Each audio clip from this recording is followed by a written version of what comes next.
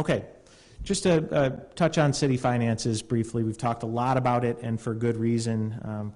COVID has been devastating to city finances, municipal finances in general, city, county, state.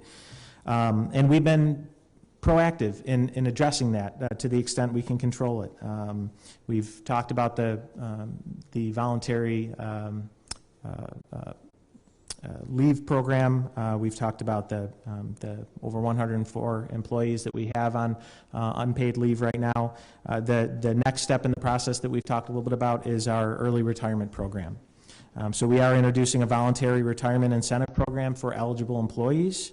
And when we weigh pros and cons of taking certain cost mitigating measures, the pro or the benefit to an early retirement program is it's less harmful to employees. It is voluntary. So that's the good news. The bad news is there's a lot of institutional knowledge in this building, and when you conduct voluntary retirement programs, you lose a lot of that institutional knowledge. There's a brain drain that happens in City Hall and city government.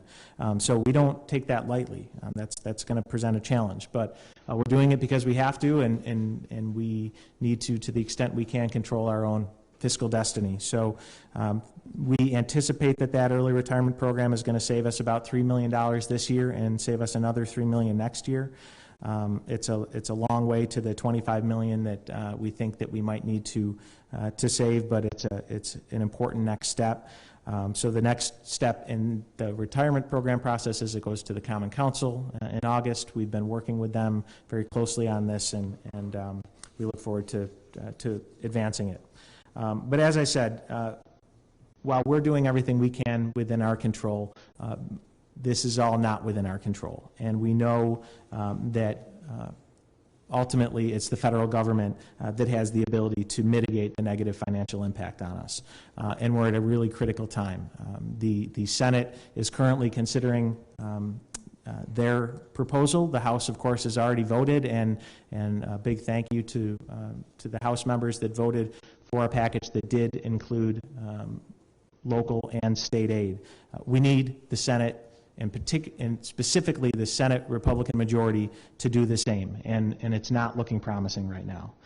Senators Schumer and Gillibrand have been rock solid from day one and continue to be, and we appreciate their leadership. But this is not a Republican-Democrat issue. This is not a partisan issue.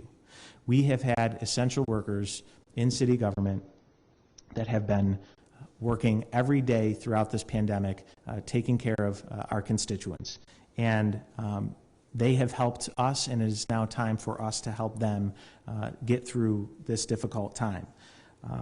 Again, I talked about what we think we might have to do in terms of additional cost mitigating measures, but if the federal government, and again, specifically the Senate majority and Senate Majority Leader Mitch McConnell, step up, things will, we think, we'll be able to get back to where we were pre-COVID, which was on a path to fiscal sustainability, which was economic revitalization.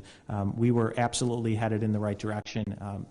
It's really up to the Senate majority to determine whether or not that was a pause in our path to fiscal sustainability, to economic revitalization, or if they're going to push us backwards in the wrong direction.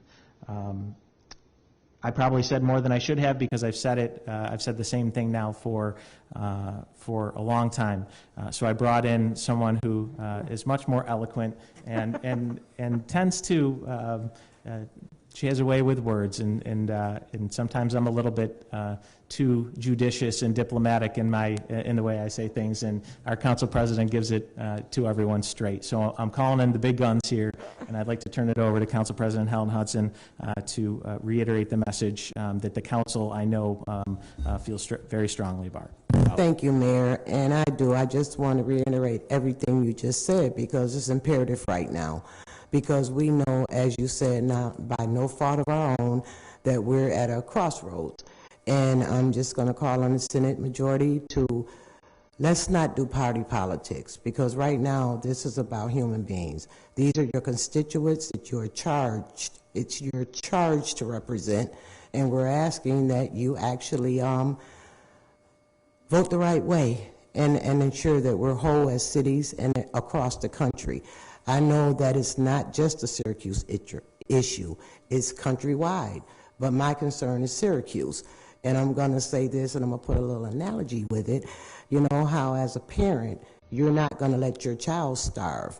Well, the federal government is our parent, and we're asking the federal government to take care of their responsibilities and feed us. Do not let us starve under your watch.